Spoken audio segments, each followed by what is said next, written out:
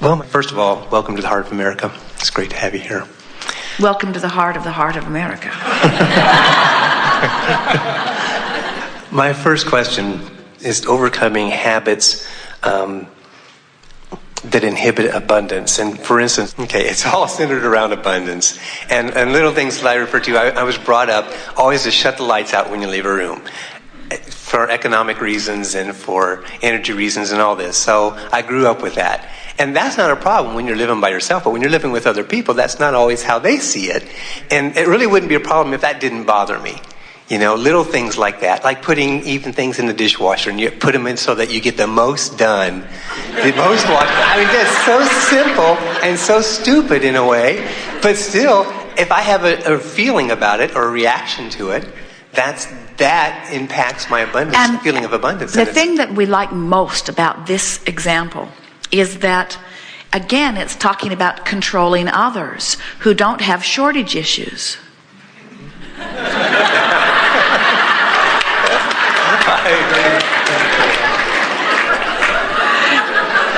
And you might say, well, they're not paying the electric bill either.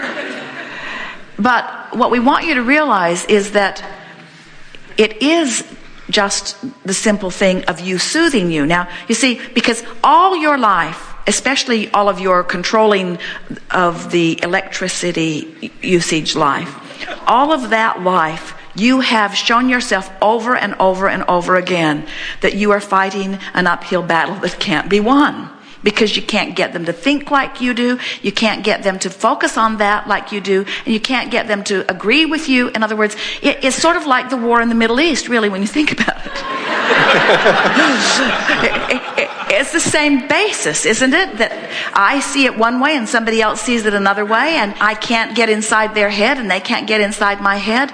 And what you're saying right now so far is, and I need to control them. I need to convince them so that they will control themselves so that I can feel better. And we say, this is the perfect example of what we are talking about, no matter what the subject is. And you say, it's so simple, why can't I get over it? And we say, because you haven't tried.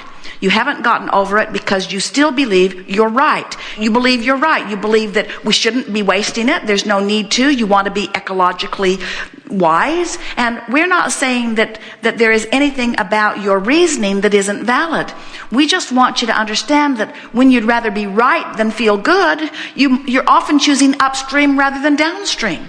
And when you choose upstream, it never works for you, you see. Every time something like that happens, you wish for greater economy, you desire more concern about the environment, you desire a lower electric bill, whatever it is, you launch it. And Source says yes, yes, yes, yes, yes to all of the things that you're asking for.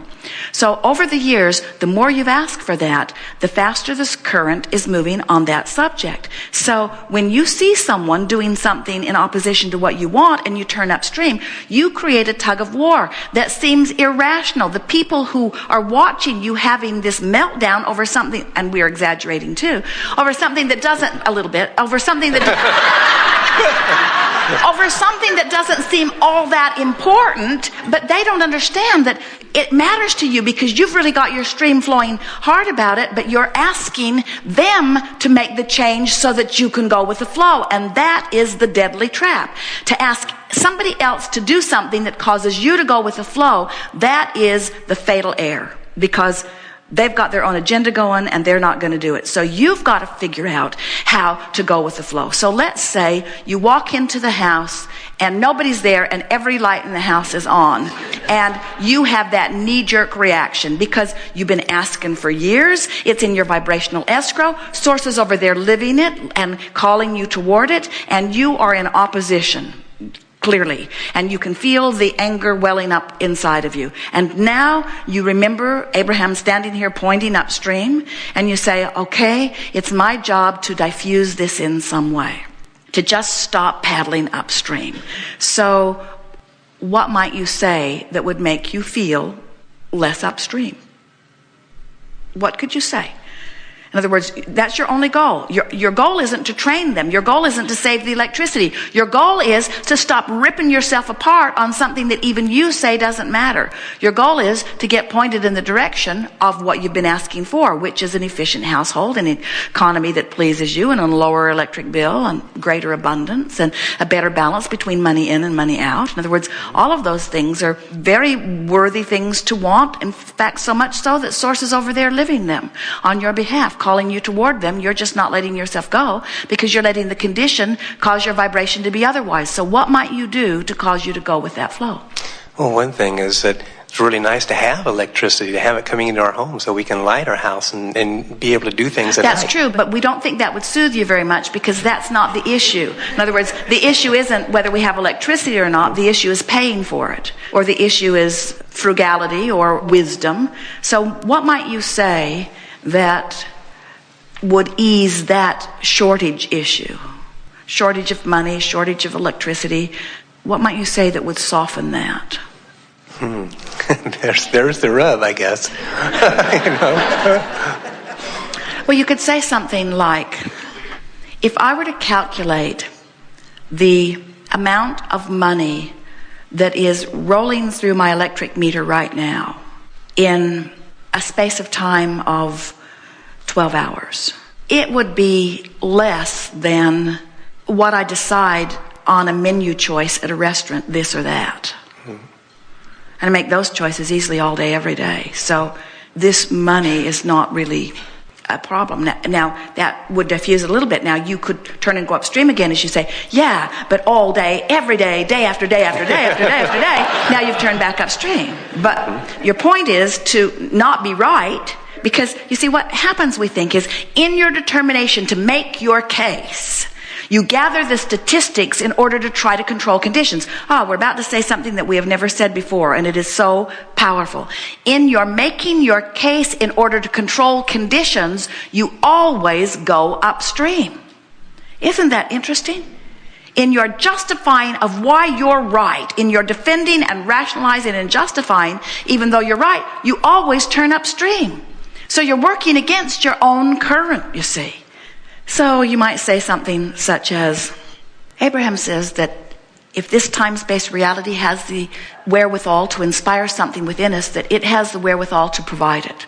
And so, in the same way that at one time there was no electricity flowing through this nation, now it flows in abundance everywhere. And as new communities spring up, they figure a way to deliver the electricity. And so, the electricity is never really in short supply because they've figured out how to make the supply. And so there's no shortage of electricity, and I don't want there to be a shortage of my ability to pay for it. And when I think about it, there really is nothing to worry about in that regard. And as you just soften, now, in that moment at least, you've turned, and you are not bucking your own current as much right now as you just were. Now, let's say that you come home every day and your beautiful family gives you the opportunity to do that day after day after day after day after day after day. In other words, every day you come home, the lights are on. Every day the lights are on, you let go of it, you let go of it, you let go of it, you let go of it, you let go of it, you let go of it. So you've been asking for some things for years relative to this. And now, just this week, you started letting go of it and letting go of it and letting go of it. So for the first time in years and years and years, you are becoming a vibrational match to your own desire. They're still not turning the lights off, but you are coming into vibrational alignment with what you want. So now you are offering one signal. You're not offering a signal that says, turn out the damn lights. You're not offering a signal that says, I want something I cannot get from you. You're offering a signal that simply says, this thing I want. Can you feel the difference in your power of influence in offering a signal that says, I want this thing that you refuse to do, and offering a signal that says simply, I want this thing? No split energy. One who is not offering split energy is more influential than millions who are offering split energy. So suddenly, you've got a whole different vibe going on around you and around this household. And you're in this house offering that vibration. And guess what happens? Somebody leaves a room and they unconsciously turn out the light. it occurs to them to turn it out. In other words, because there's a turn out the light vibration going on instead of I never turn out the light vibration going on. We're not kidding you. You affect the vibration around you. You influence the people around you. So what we're saying is you've got to get in concert with your own vibrational escrow before you can ever hope to influence anyone else to. Ooh, isn't this good? Isn't this a wonderful thing to acknowledge? If you're not in alignment with who you are and what you want, you cannot begin to express that vibrationally and have any power of influence. It is such an interesting thing to watch, all of you. Of course, your budget is money in, money out, money in, money out, money in, money out. But if you'd concentrate on going with the flow, the money in would be so huge, the money out would be inconsequential. It will come so fast you don't have time to spend it. We are not kidding you. Jerry said when Esther met him, I don't care about money as long as I have all I can spend. And Esther thought that was the funniest thing that she had ever heard, because it never occurred to her that she would ever have a shortage of time, or that there would ever be a pile of money that she wouldn't have plenty of time to spend. Esther just figured that there would be no end to the places for money to go. But she had no idea what a true abundance of money really is either. In other words, when money starts flowing, it comes from all directions. It comes in such abundance that you wonder where it always has been. When you start going with the flow, not only does money flow, but clarity and vitality and wellness and ideas, and more ideas about where to go in your flow. We have enjoyed this interaction immensely. It is wonderful to come together with those like you, leading edge creators. Truly, this has been co-creating at its best. There is nothing that you want to know that we did not address here. And when you leave, if you choose the uphill thing, Abraham didn't call on me and I didn't get my question answered, you won't remember the answer. But if you will leave saying, well, while I didn't get to sit in the chair, I did hear some things that were close to what I'm reaching for. And Abraham only has one answer anyway, so I can probably apply it to my question. Life is supposed to be good for you. You are source energy on the leading edge. And you've come into this physical experience as a creator. And you did not expect the variety to be so limited that you could not discover endless things. You knew that there would be tremendous variety in what surrounds you. And so the more variety there is, the more opportunity you have to give birth to powerful desires. And we want you to know that you have amassed a veritable fortune, abundance on all levels of clarity and wealth beyond reason. In other words, there is so much that is there for you. And in the moment that you turn in the direction of it, you will begin to see it flowing into your experience to the degree that you are willing and able to allow it in any point in time. Let your dominant intent be an awareness of whether this is an upstream thought or a downstream thought. And apply every process you can get your hands on, no matter where you get it, that gives you a feeling of relief. The relief factor is the indicator that you've turned in the stream. And you will never stop the turning process, because there is no limit to the wonderful life that is downstream for all of us.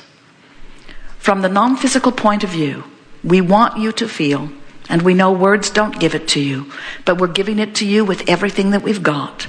We want you to feel the appreciation that source energy feels for you, for your important part in deciphering contrast and giving birth to the new desire. The universe expands because of your leading edge willingness.